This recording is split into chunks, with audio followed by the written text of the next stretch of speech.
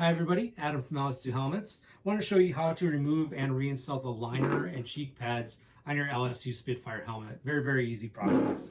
First thing I want to do, I'm going to grab my trusty microfiber cloth here, flip that helmet over to give me good access to the full interior here. And first thing I start with is just going to be these cheek pads. Really easy. 3 snaps, and out they come. Get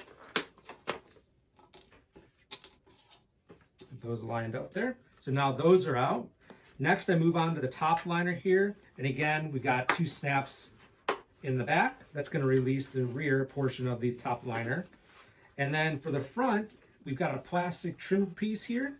And that is just held on by a couple posts right across the front of the liner here. So as you can see, we've got the posts right here. And we've got a couple little tabs that line up underneath of this trim ring right along the front here.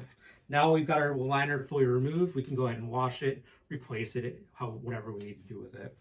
All right, now onto the reinstallation. Go ahead and get that top liner in the general position that we need it to be in, like so. Just kind of feed it in. And we're gonna basically do a reverse process. We're gonna start with the front and move along to the back. So from there, just going to get our little tabs seated underneath of that front trim ring first, like so. Kind of work our way along. And then once we've got it somewhat lined up, we can get one of our posts started and then get our tabs lined up as well. Again, kind of moving all the way along. Just be patient here. Sometimes they pop out when you're not wanting them to.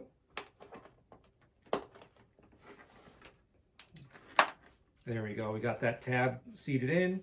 Looks like we've got some tabs sticking out over here, so let's move on to this side and just get everything lined up again over here, like so. Just double checking everything's lined up properly, and from there we go ahead and snap in the back. Got our red snaps to red snaps, like so.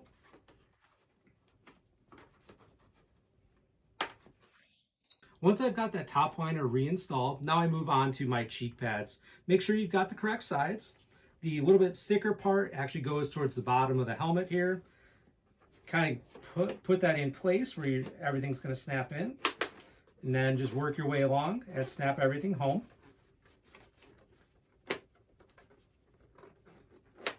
Same thing there. And we'll go on to the other side. Again, that little bit thicker piece on that cheek pad moves towards the back here, and it'll help everything line up properly on your snaps.